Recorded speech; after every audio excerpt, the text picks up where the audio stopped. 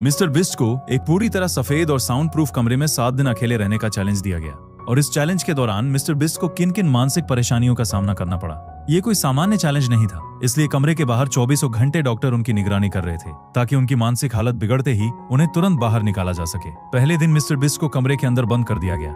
कमरे में ना कोई घड़ी थी, न खिड़की और न ही किसी इंसान से बात करने की अनुमति। समय बिताने के लिए उन्होंने पूरे कमरे में लगी टाइलें गिन ली।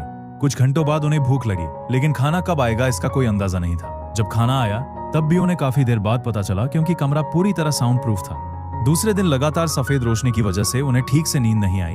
समय बिताने के लिए वो कभी प्लेट से खेलते, कभी दीवार पर चढ़ने की कोशिश करते और कभी कमरे में इधर उधर टहलते रहे। धीरे धीरे उन्हें महसूस होने लगा कि इस कमरे में समय बिताना उनकी सोच से कहीं ज्यादा कठिन है। तीसरे दिन बोरियत इतनी बढ़ गई कि उन्होंने खाने में आए चावल के एक एक दाने गिन लिए।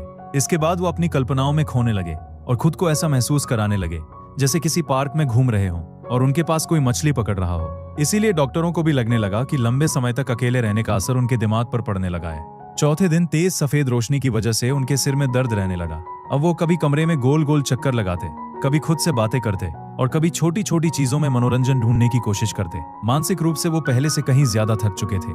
5वें दिन उन्होंने अपनी दाढ़ी और रोजमर्रा की आदतों के आधार पर यह अंदाजा लगाने की कोशिश की कि कितने दिन बीत चुके हैं, लेकिन उनका हर अनुमान गलत निकला। अब उन्हें बाहर की दुनिया, अपने दोस्तों और सामान्य जिंदगी की बहुत याद आने लगी। ऐसा लग रहा था कि मिस्टर बिस्ट ये चैलेंज हार जाएंगे, लेकिन आखिरकार 7वां दिन आया।